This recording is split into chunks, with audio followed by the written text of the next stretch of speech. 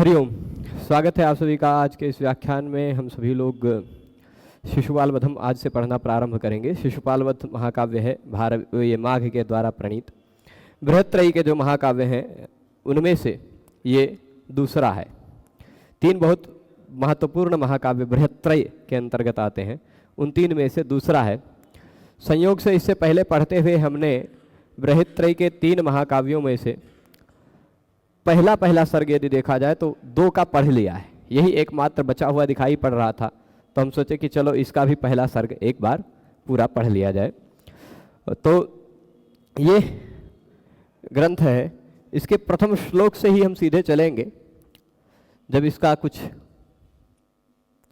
भविष्य में इसकी पीपीटी तैयार करेंगे तो इसके सामान्य परिचय इत्यादि को बताते हुए फिर एक और इस पर वीडियो बना देंगे, लेकिन अभी हम इसके मूल श्लोक को समझने का प्रयास करते हैं।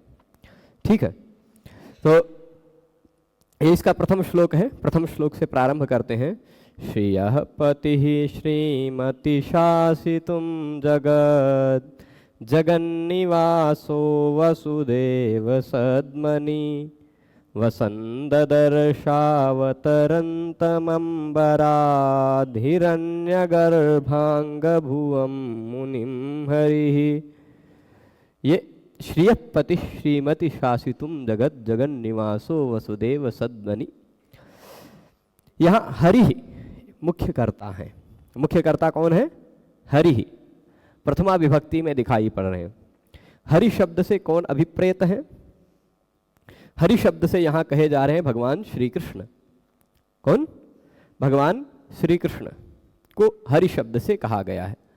तो हरि ही साथ ही साथ, अच्छा, हरि के जितने भी विशेषण हो सकते हैं, पहले हरि के सारे विशेषण हम लोग देख लें, है ना।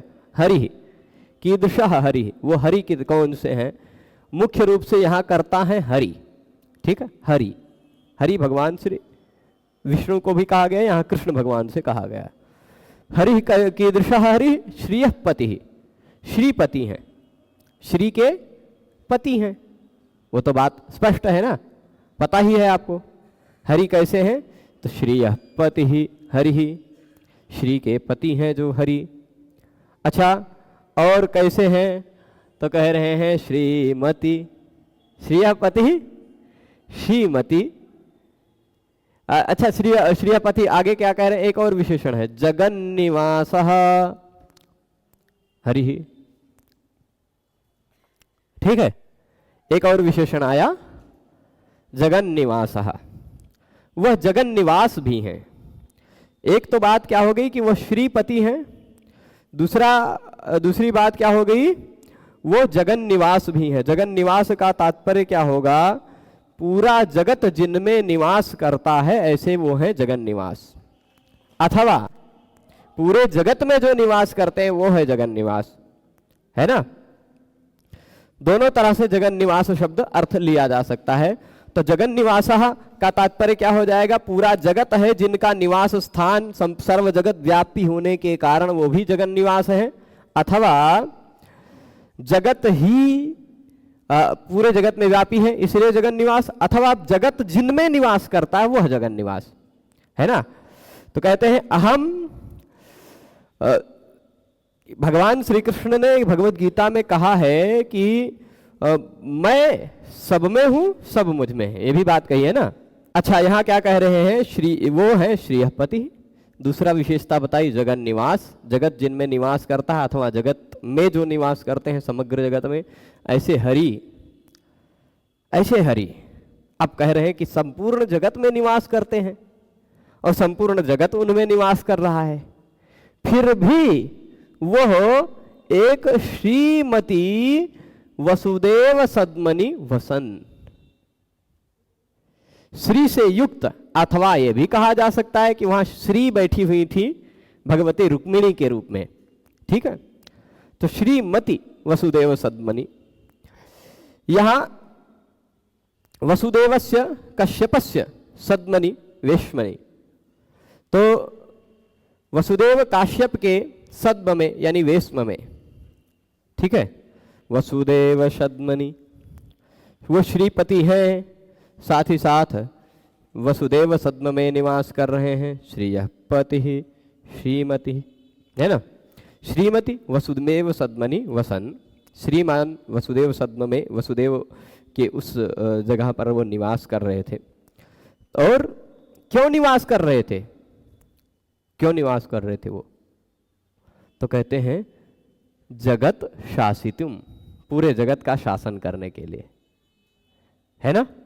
इस जगत को शासन करने के लिए, जगत पर शासन करने के लिए जो स्वयं जगन निवास है, जो स्वयं संपूर्ण जगत में रहते हैं या संपूर्ण जगत जिनमें रहता है, ऐसे जगन निवास भगवान श्रीमन नारायण जो है या श्री कृष्ण के रूप में जो है अभी, वह जगत पर शासन करने के लिए, जगत को अनुशासन में रखने के लिए श्री से संपन्न, रुक्मिणी से संपन्न अथवा श्री से युक्त, शोभा कांति इत्यादि से युक्त, धन संपदा से युक्त वसुदेव सद्म में निवास कर रहे थे, वसुदेव के घर में रह रहे थे। ठीक है, कहाँ रह रहे थे, वसुदेव घर में। तो वसुदेव सद्म निवसन, और वहां निवास करते करते, वहां पर निवास करते करते अंबरात अवतरंतम, आकाश से उतरते हुए, अंबरात, अंबर कहते हैं आकाश को। भगवान श्री कृष्ण कहाँ रह रहे हैं, वसुदेव सद्मनि। कुत्र वसति सह, कुत्र वसन हरिहि, तो हरिहि वसुदेव सद्मनि वसन, वसुदेव सद्म में निवास कर रहे हैं। और कीदृशे वसुदेव सद्मनि, तो कह रहे श्रीमती वसुदेव सद्मनि, श्री से संपन्न वसुदेव सद्म में वो निवास कर रहे हैं। वसुदेव रेवुणः कश्यपस्य वस्मनि वसन, अथवा कृष्ण रूपेण तिष्ठन, ऐसा भी कहेंगे। हैं वो श्रीपति पर रह रहे हैं कृष्ण के रूप में, एक वसुदेव के भवन में, और वह देखते हुए वहां पर अंबरात अवतरंतम, अंबर से आकाश से अवतरंतम उतरते हुए, ददर्श, उतरते हुए किसी को देखा। अब उतर कौन रहे हैं, वह अंबरात अवतरंतम, अंबरात अवतरंतम का एक और विशेषण यहाँ प्रयुक्त है, जो मतलब ये तो विशेषण है, ये विशेष्य है। हिरण्यगर्भांग भुवम, हिरण्यगर्भांग भुवम, अंबरात और हिरण्यगर्भ में, अंबरात में त है, हिरण्यगर्भ में ह है, झय के बाद ह आता हो तो झयो हो तरस्याम नियम लग के ह के जगह पे पूर्व सवर्ण हो जाया करता है, पूर्व सवर्ण संधि हो जाएगी तो ता का, तवर्ग का कोई वर्ण ह के जगह पे हो जाएगा, तो तवर्ग के अब कोई भी वर्ण ह के जगह पे नहीं हो सकता है ध के सिवाय, क्योंकि ह से मिलता जुलता ध ही है। तो धीरण्यगर्भ हो गया है ना, अंबरात धीरण्यगर्भ। तो अंबरात हिरण्यगर्भ ऐसा होता है। हिरण्यगर्भ जानते हैं किसको कहा जाता है, ब्रह्मा जी का एक नाम है हिरण्यगर्भ। ठीक, तो हिरण्यगर्भ यानी ब्रह्मा जी, उनके अंग भू, उनके अंग से उत्पन्न, उनके मानस पुत्र, अभी नाम नहीं आया, अभी नाम नहीं आया, नाम एक दो श्लोक बाद आएगा। क्रमादमुम नारद इत्यबोधिसः, ऐसा प्रसंग आएगा, वहां पर नारद नाम आएगा। पर अभी तक खाली इतना ही कहा गया है कि वो हिरण्यगर्भ के अंग भू, हिरण्यगर्भ से अंग, अंग से मन भी उनका अंग है, उनके मन से उत्पन्न होने वाले मुनि नारद को, अभी नाम नहीं आया पर आप समझ लीजिए, मुनिम अंबरात अवतरंतम ददर्श, आकाश से उतरते हुए देखा। ठीक है, फिर से एक बार शब्दशः अर्थ बता देता हूं, खाली शब्दशः समझाना है, इसमें विशेष में नहीं जाना है। नैषधीय चरित्र की तरह यह कई अर्थों से भरा हुआ नहीं है, कुछ है, कुछ गंभीरताएं हैं, पर उसका प्रकाश कर देंगे मल्लीनाथ को देखते हुए। कह रहे हैं कि वो कौन है, हरि हैं, जो श्री के पति हैं, लक्ष्मीपति हैं, है ना। वो जगत के निवास हैं, या जगत जिनमें निवास करता है, या जगत में जो निवास करते हैं, ऐसे हैं। ठीक है, पर वो उस समय प्रेजेंट स्थिति में, उस वर्तमान स्थिति में कहाँ रह रहे थे, वसुदेव सद्म में, वसुदेव के भवन में निवास कर रहे थे। और वहां निवास करते हुए उन्होंने, अच्छा वो वसुदेव का भवन कैसा था, श्रीमान था, श्री से युक्त था, लक्ष्मी जी भी थी, या रुक्मिणी के रूप में थी, या फिर धन संपदा से संपन्न था, ऐसा भी है ना। अब श्री भगवान जिसमें रह रहे हैं वो तो श्रीमान रहेगा ही, ऐसा भी भाव लिया जा सकता है। तो उसमें क्यों रह रहे थे? जगत शासितुम, पूरे जगत का शासन करने के लिए, पूरे जगत को अनुशासन में रखने के लिए वो रह रहे थे, है ना। तो ऐसे जो जगन निवास है वो रह रहे थे वहां पर। तो उन्होंने क्या देखा? हिरण्यगर्भ के अंगभू जो हैं, यानी हिरण्यगर्भ ब्रह्मा जी के अंग से उत्पन्न होने वाले ब्रह्मा जी के मानस पुत्र जो मुनि हैं, नारद जी हैं, उनको अंबरात आकाशात अवतरंतम, उतरते हुए ददर्श, देखा। ठीक, आकाश से उतरते हुए नारद जी को उन्होंने देखा। किसने देखा आकाश से उतरते हुए नारद जी को? कहा हिरण्यगर्भांग भुवम मुनिम अंबरात अवतरंतम ददर्श। किसने देखा? तो हरि, कीदृशः हरि? जगन निवास हरि, पुनश्च कीदृशः हरि? तो कहते हैं श्रीयपति हरि, श्रीयपति जगन निवास हरि, वसुदेव श्रीमती वसुदेव सद्मनि वसन, श्रीमती वसुदेव सद्मनि वसन, जगत शासितुम वसन, हाँ ऐसा जगत शासितुम भी ले लेना है, अंबरात अवतरंतम हिरण्यगर्भांग भुवम मुनिम ददर्श। ये अन्वय हो जाएगा कि उन्होंने नारद जी को देखा है। यहां आप देखिएगा श्रियः इति। अब प्रश्न ये हो गया कि किसी भी ग्रंथ में पहला श्लोक मंगलाचरण होता है। क्या होता है? कोई भी ग्रंथ लीजिए, पहला श्लोक आपको मंगलाचरण सूचक मिल जाता है, उसमें मंगल की बातें की जाती हैं। तो यह मंगलाचरण है क्या? तो मंगलाचरण 3 प्रकार का होता है। आशीर नमस्क्रिया वस्तु निर्देशो वापि तन्मुख। आशीर्वाद नमस्कारात्मक, आशीर्वादात्मक, नमस्कारात्मक और वस्तु निर्देशात्मक, ये 3 प्रकार के मंगलाचरण होते हैं।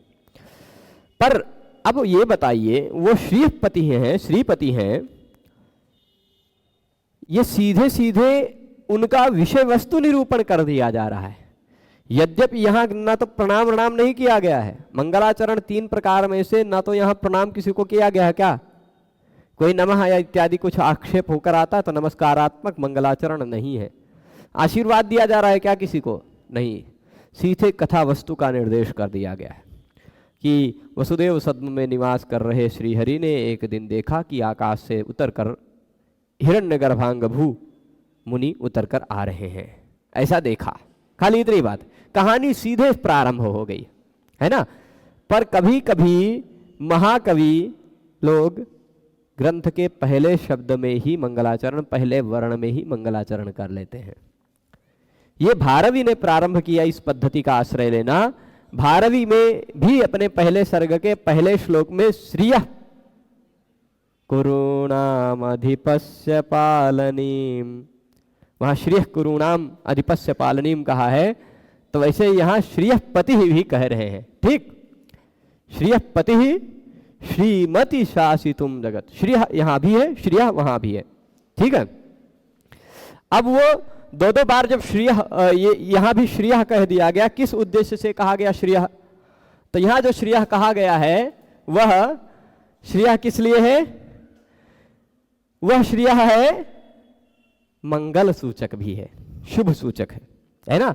यही यहाँ व्याख्या में करें, देवता वाचका शब्दा ये च भद्रादिवाचका ते सर्वे नैव निन्द्याः स्युः लिपितो गणतोऽपि वा।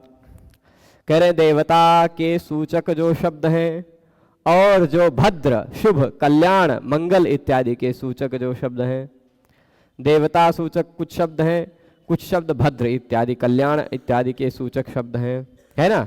ते सर्वे नैव निन्द्याः स्युः, वो सभी शब्द निंद्य नहीं होते, है ना। और लिपितो गणितोऽपि वा, गणतोऽपि वा, यदि उनका गणना भी की जा रही या उनका लिखा भी जा रहा है तो वो निंद्य नहीं होते, वो मंगला सूचक ही होते हैं।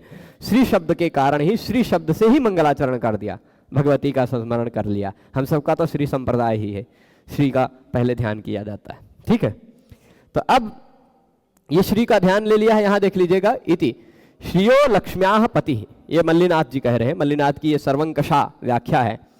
श्रियो लक्ष्म्याः पति अनेन रुक्मिणी रूपया श्रिया समेत इति सूचितम।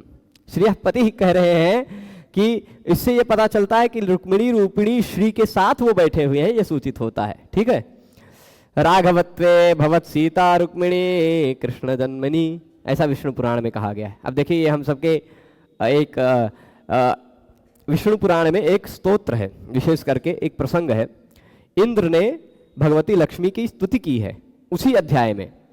इंद्र के भगवती लक्ष्मी की जो स्थिति है उसी अध्याय में विष्णु पुराण में ये कहा गया है। ठीक है, तो राघवत्वे भवत सीता रुक्मिणी कृष्ण जन्मनी, राघवत्व में वो सीता हुई थी, राघव जब राम बने थे, और जब वो कृष्ण जन्म में वो रुक्मिणी बनी, श्री ही है ना। इति विष्णु पुराणात। और जगन निवासः शब्द का तात्पर्य है जगत के आधारभूत हैं, वो जगत के आधारभूत हैं, पूरे जगत उनका जगत के वो आधार है और पूरा जगत उनमें रहता है, ये कह सकते हैं, अथवा पूरे जगत में वो भी रहते हैं। कुक्षिस्थाखिल भुवन है इति यावत, उनके कुक्षी में, उनके शरीर में ही पूरा भुवन, संपूर्ण भुवन उन्हीं में बसे हुए हैं। तथापि जगत लोकम शासितुम, वो जगत निवास है, जगत उनमें निवास करता है, लेकिन फिर भी वो जगत में निवास कर रहे हैं, जगत उनमें निवास कर रहा है, फिर भी वो जगत में निवास कर रहे हैं। क्यों? शासितुम, शासन करने के लिए, दुष्टों को निगृहित करने के लिए और सज्जनों को अनुग्रहित करने के लिए। ठीक, दुष्टों पर निग्रह और सज्जनों पर अनुग्रह करने के लिए, नियमन करने के लिए श्रीमती लक्ष्मी युक्ते वसुदेव सद्मिनी वसुदेव रूपिणः कश्यपस्य वेश्मनि वसन कृष्ण रूपे तिष्ठन्, अथवा वसुदेव सद्मनि का तात्पर्य है वसुदेव,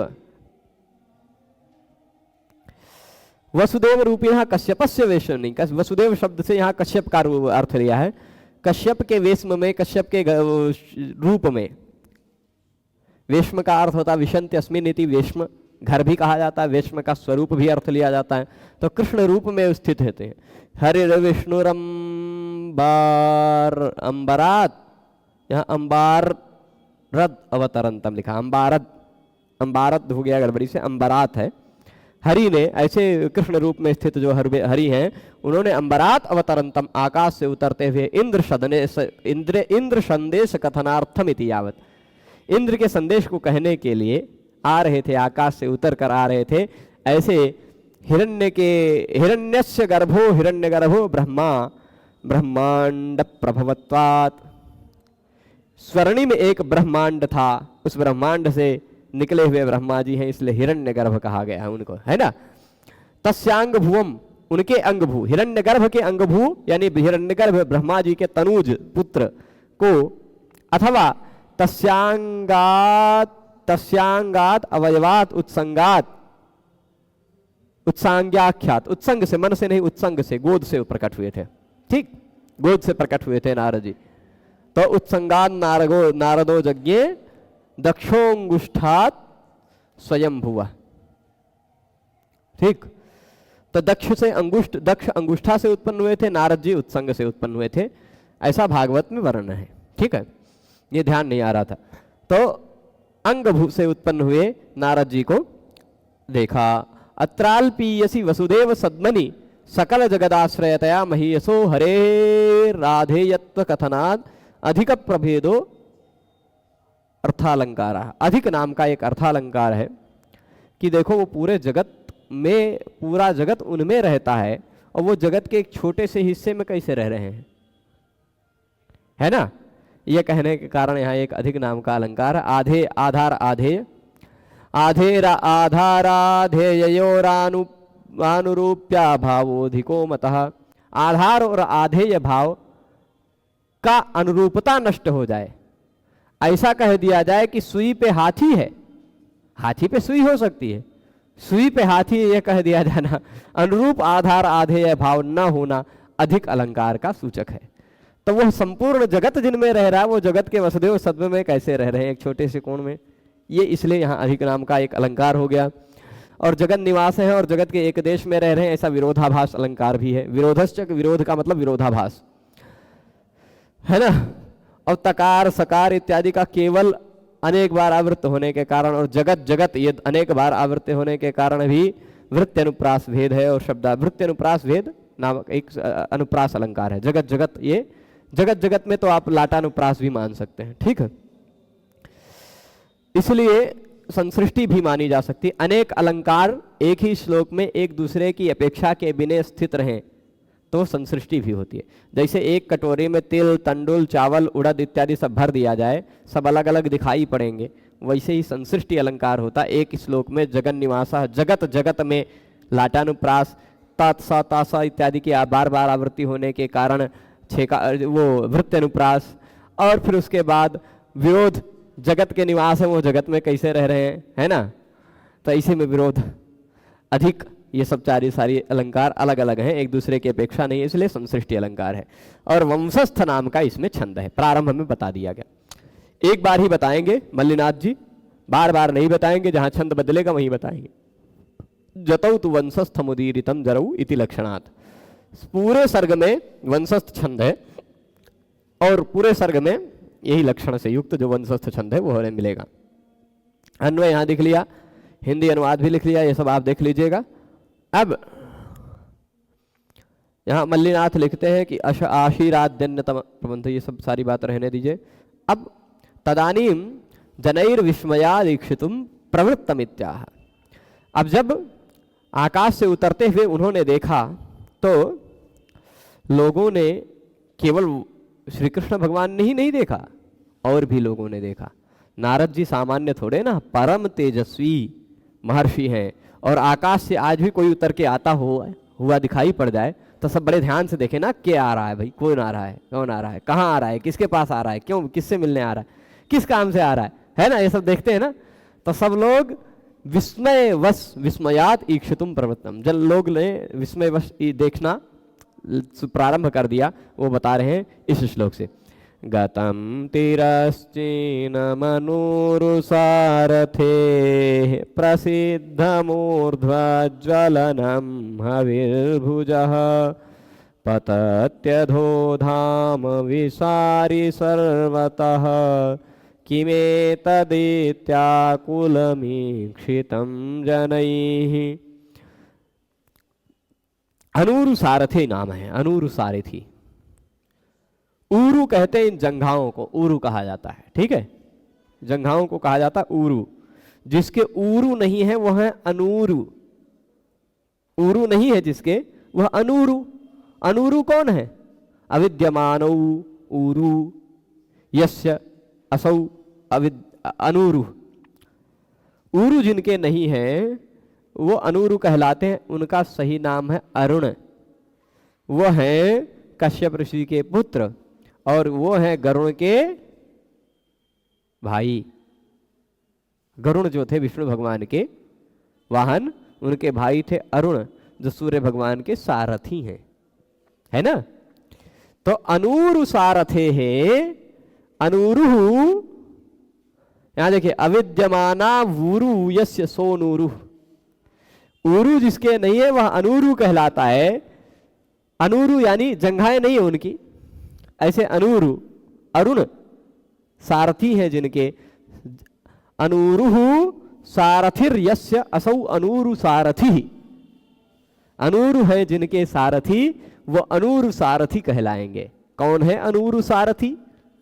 तो अनूरु सारथी हैं भगवान सूर्य।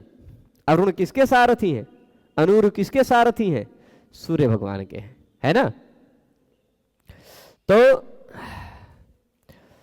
अब यहां कह रहे हैं सूर्य के गमन का मार्ग वर्णन कर रहे हैं। सूर्य तो अपने उस मार्ग से जाते हैं, ये कौन होगा? और आग जो जलता है ना, आग प्रसिद्धम ऊर्ध्व, उनका गतम प्रसिद्धम, उनका भी गमन प्रसिद्ध है। सूर्य का गमन कैसा है ये तो प्रसिद्ध है, सूर्य कैसे चलते हैं। और अग्नि कैसे जलती ये भी प्रसिद्ध है। प्रसिद्धम ऊर्ध्वज्वलनम हविर्भुजः। हविर्भुज कौन होते हैं? हवि का भोजन करने वाले। हवि किसे कहते हैं जानते हैं? हवि, हवि जो हवन सामग्री डाली जाती है वह है हवि, है ना। हवि, हविषी, हवींशी, ऐसा हवि शब्द नपुंसक लिंग है, सकारांत शब्द है। तो हविर्भुजः, हवि का भोजन करने वाले। हविर्भुज कौन है? हविर्भुज भगवान अग्नि, है ना। हविर्भुजः ऊर्ध्वज्वलनम प्रसिद्धम। आग जलती है तो उसकी लपटें नीचे की ओर आती है कि ऊपर की ओर? ऊपर की ओर जाती हैं, है ना। तो ऊर्ध्वज्वलनम, ऊपर की ओर जलना। हविर्भुजः प्रसिद्धम, अग्नि देवता का प्रसिद्ध है कि अग्नि देवता की लपटें ऊपर की ओर चलती हैं। सूर्य भगवान की भी गति अपना प्रसिद्ध है, है ना, प्रसिद्ध है ना सूर्य भगवान की गति, तिर्यक भूत गति, वो भी प्रसिद्ध है। और पतत्यधो धाम विसारि सर्वतः, ये कह रहे हैं कि ये कौन सा ऐसा धाम है, ये कौन सी ऐसी शोभा है, ये कौन सी ऐसी कांति है ना, कि ना तो ये सूर्य लग रहा है ना तो ये अग्नि लग रही है। सूर्य और अग्नि के सिवाय, सूर्य और अग्नि से अतिरिक्त ये कौन सा धाम है, ये कौन सा तेज है ना, नीचे की ओर गिरता हुआ आ रहा है। पतत्यधो धाम विसारि सर्वतः। अच्छा, ये और भी कैसा है, ये इस धाम की विशेषता क्या है, इस कांति की, इस प्रभा की, इस शोभा की विशेषता क्या है कि ये सर्वतः विसारी, सब ओर से विस्तृत होता जा रहा है, विसरण कर रहा है ना। तो विसारी सर्वतः किमे तदित्याकुलमीक्षितं जनैः, जनैः लोगों ने, किम एतत्, ये क्या है, ये क्या है। सूर्य भगवान तो इस तरह नहीं चलते, वो अग्नि देवता भी इस तरह नहीं चलते, वो तो ऊपर की ओर उड़ते जाते हैं। ये कौन है जो नीचे गिर रहा है इतना तेजस्वी, ऐसी कौन सा तेज है जो नीचे की ओर गिर रहा है। पतत्यधो धाम विसारि सर्वतः किमे तद, ये क्या है, इति ऐसा, आकुलमीक्षितं जनैः, आकुलता से भरकर, ईक्षितम देखा, जनैः जनों ने, लोगों ने ऐसी आकुलता से भर के देखा। कौन है ये, क्या है, कौन है नहीं, क्या है, अभी क्या है, अभी इनको निर्विकल्पक प्रत्यक्ष हुआ है न्याय दर्शन के अनुसार। अभी वो क्या है ये पता नहीं चला है, पर कुछ है, कोई चीज जो नीचे आ रहा है ना। अभी देखिए यहाँ पूरा ये मल्लिनाथ जी जो लिखे हैं यहाँ वो देख लेते हैं।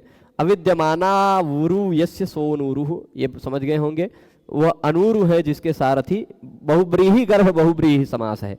अनूरु में भी बहुब्रीही समास है, अनूरु सारथी में भी बहुब्रीही समास है, ठीक है।